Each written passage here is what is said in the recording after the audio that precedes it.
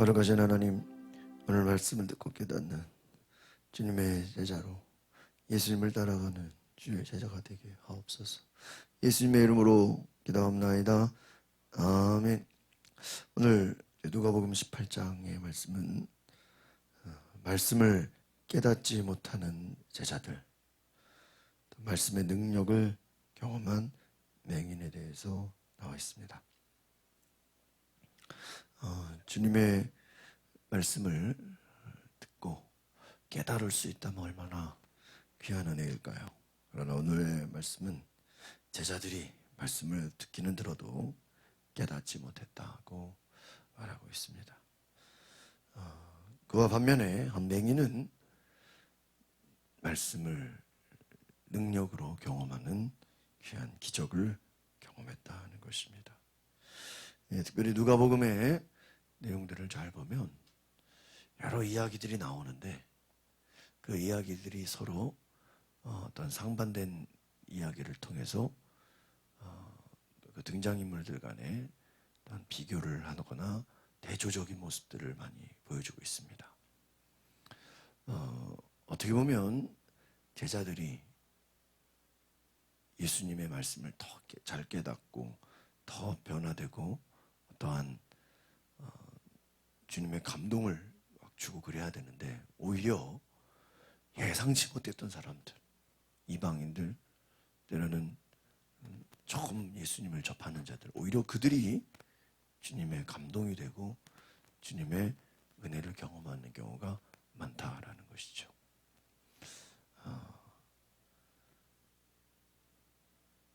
어제도 말씀드렸지만 한 사람이 예수님께 찾아와서 어떻게 해야 내가 영생을 얻겠습니까? 정말 영생을 사모하고 정말 하나님의 나라를 사모하는 사람이 예수님께 찾아와서 말씀을 구하고 정말 그 예수님의 조언을 듣기 위해서 왔지만 오히려 그는 예수님의 말씀에 그 예수님을 발견하지 못하고 걱정하고 근심하여 돌아갔다. 여러분, 왜 걱정하고 근심하고 돌아갔겠습니까? 예수님을 메시아로 발견하지 못한 거예요. 예수님이 누군지를 몰랐던 거예요. 그냥 선한 선생님이요.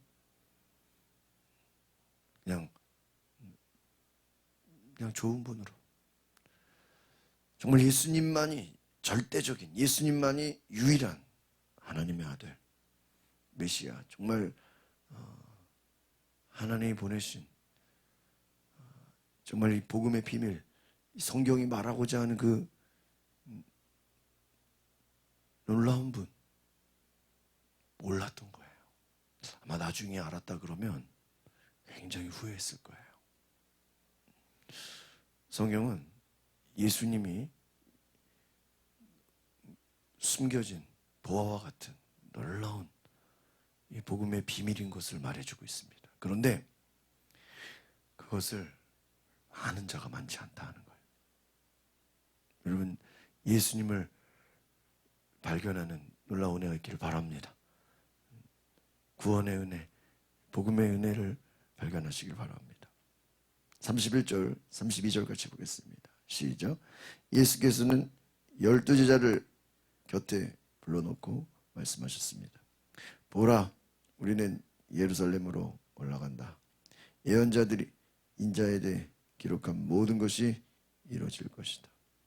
인자가 이방 사람들에게 넘겨져 조롱과 모욕과 침뱉음을 당할 것이다. 그들은 채찍질한 후에 그를 죽일 것이다. 그러나 그는 3일째 되는 날 살아날 것이다. 이미 이 얘기는 앞에서도 한번 예수님이 말씀해 주셨어요. 예루살렘으로 올라가기를 작정하셨다. 앞에 그런 내용들이 있습니다. 그러면서 내가 어떻게 될 것이다 라는 것을 이미 말씀하셨습니다. 근데 그때도 지자들이 깨닫지 못했다고 말합니다. 이제 한 번 더 얘기하시는 거예요. 지금 제가 보니까 한 3번 정도 되는 것 같습니다. 제자들을 불러놓고 예루살렘에 올라간다. 왜 가죠? 죽으러 가시는 거예요. 십자가를 지러 가시는 거예요. 이제 점점 예수님의 사역이 조금씩 이제 마지막을 향해 가고 있는 거예요.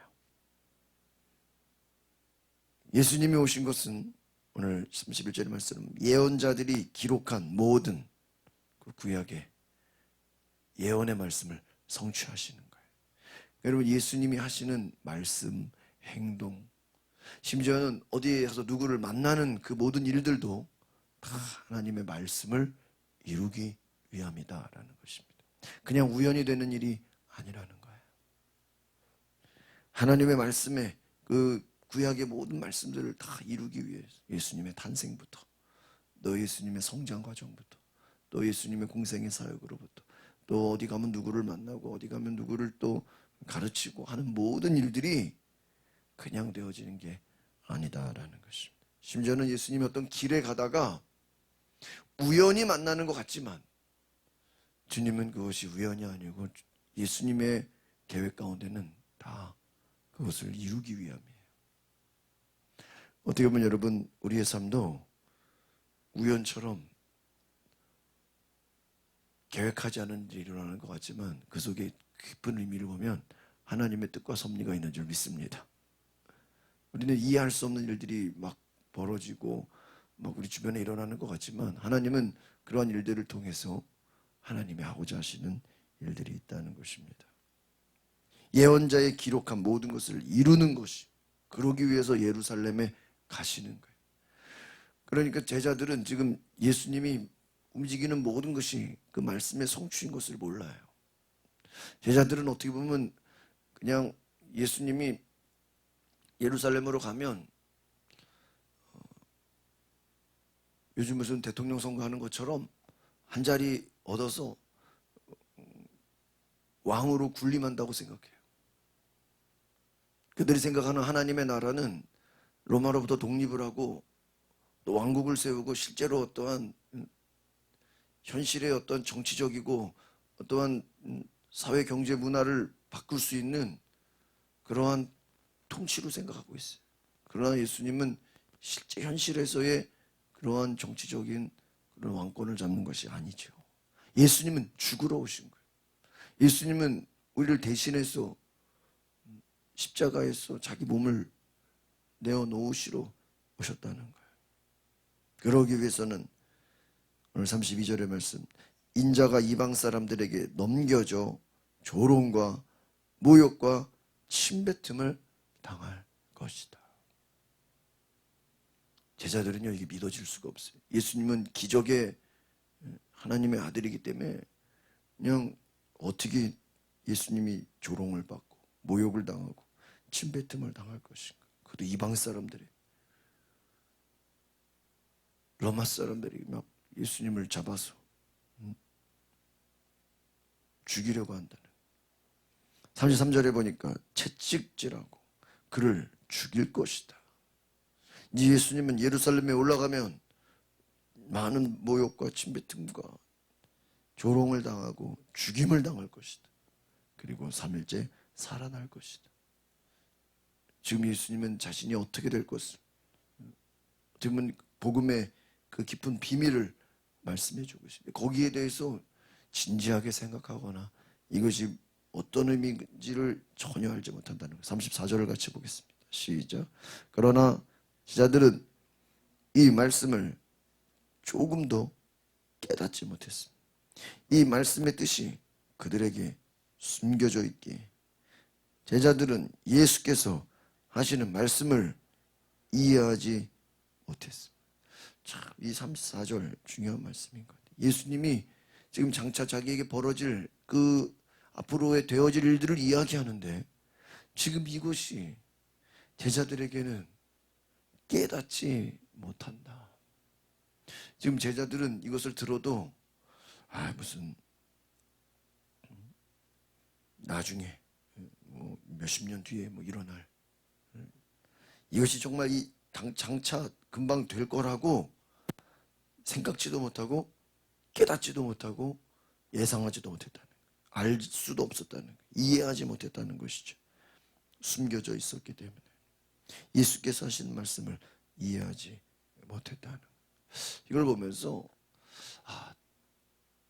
우리가 하나님 말씀을 들어도 심지어는 말씀을 보고 묵상을 하고 또 우리가 기도를 해도 깨닫는 거는 성령께서 알게 하시고 보게 하시고 우리를 듣게 하셔야 되는 줄 믿습니다. 사도 우리 베드로가 예수님을 향해서 너희는 나를 누구라 하느냐? 주는 그리스도시요 살아계신 하나님의 아들이다. 예수님 말해 다현아 시몬아 내가 복이 있도다. 이것을 알게 하니는 하나님 아버지다. 네가 내가 그리스도인 걸 알았냐? 이것은 너의 혈과 육으로 한 것이 아니라 하나님이 알게 해주신 것이다.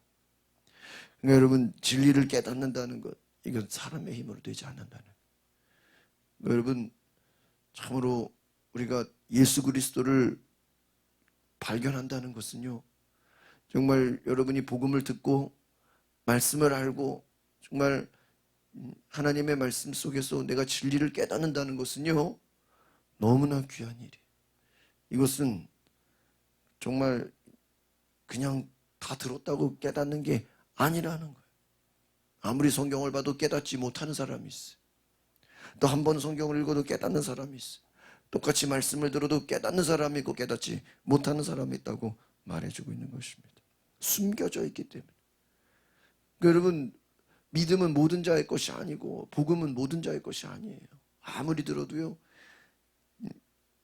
깨닫지 못하는 자들이고 왜 가려져 있다. 어제 말씀처럼 한 유대인이 와서 그것도 지도자가 와서 예수님을 만났는데 그 말씀을 들었는데도 예수님이 메시아인 것이 이 유대 지도자에게는 깨달아지지가 않는 거예요. 알려지지가 않는 거예요. 지금 제자들이 예수님을 쫓아 심지어는 예수님의 제자라 할지라도 예수님이 누군지를 제자들은 잘 모를 수 있는 거예요.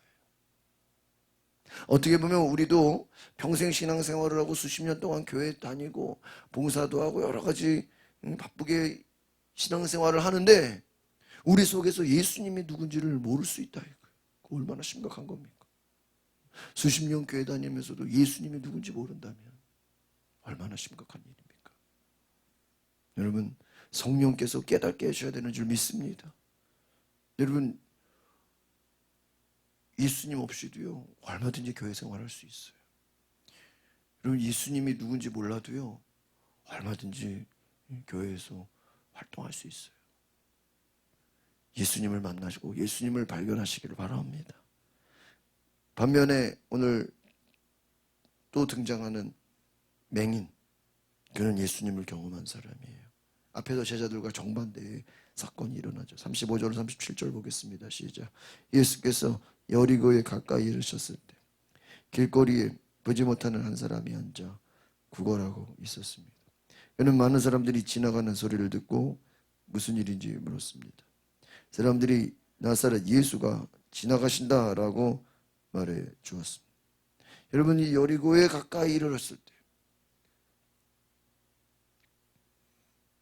이곳에서 구걸하는 사람, 그 사람은 앞을 보지 못하는 사람이에요. 근데 사람들이 지나가는 소리를 듣고 나사렛 예수가 지나간다. 나사렛 예수가 지나간다. 그 얘기를 그냥 듣게 됐어요. 38절 39절 보겠습니다. 시작. 그러자 그가 크게 외쳤습니다. 다윗의 자손 예수, 저를 불쌍히 여겨 주십시오. 앞서가던 사람들이 그를 꾸짖으며 조용히 하라고 했습니다. 그러자 그는 더욱더 큰 소리로 다윗의 자손이여 저를 불쌍히 여겨 주십시오. 오늘 보세요. 앞을 보지 못하는 한 사람, 그것도 길거리에서 구걸하는 사람. 그는 앞을 보지 못하는데 구걸하는 사람인데 사람들의 얘기만 듣고 나사렛 예수가 지나간다라는 말만 듣고 그 나사렛 예수를 뒤에 뭐라고 얘기합니까? 다윗의 자손 예수. 이것은 메시아를 말하는 거예요.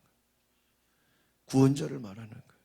앞을 보지 못하는 자가 큰 소리로, 그것도 사람들이 꾸짖으면서 조용히 좀 해, 조용히 좀 해. 그러니까 오히려 더 큰 소리로 다윗의 자손이 저를 불쌍히 여겨주십시오. 꼭 또 혈루증 여인이 생각납니다.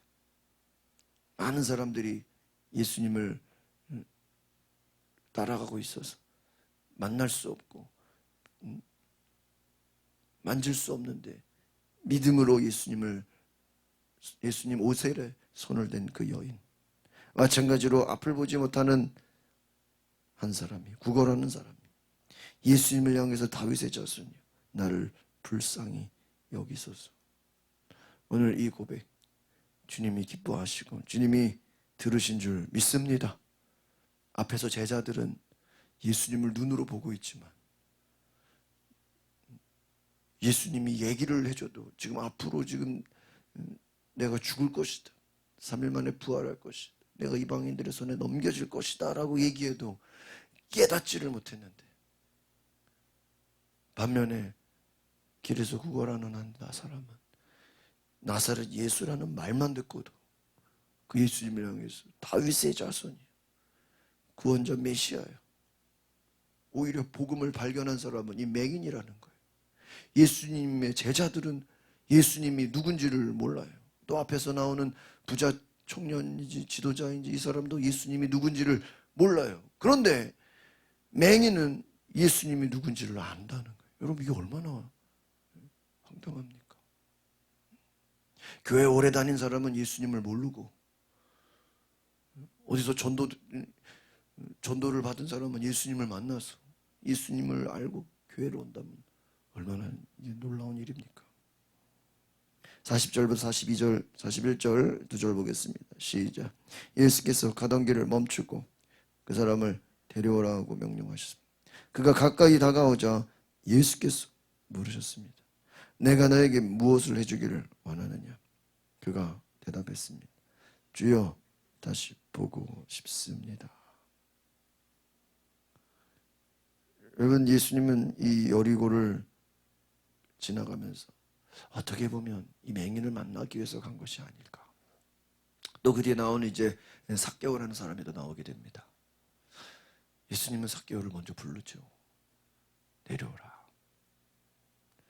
예수님은 그냥 길을 지나가는 것 같아도 그 가운데 꼭 만나는 사람들이 있어요. 그들에게 예수님을 소개하고 예수님을 알려주게 됩니다. 그 사람을 데려오라. 가까이 다가오자 예수께서 물으셨습니다. 무엇 해주기를 원하느냐? 여러분, 예수님이 이 사람이 뭘 원하는지 몰라서 물어보는 겁니까? 아니죠. 내게 어떤 믿음이 있는가를 물어봅니다. 주여, 다시 보고 싶습니다. 나를 불쌍히 여겨달라고 하는 이 사람을 향해서 42절 43절 보겠습니다. 시작. 예수께서 그에게 말씀하셨습니다. 눈을 떠라. 내 믿음이 너를 구원했다.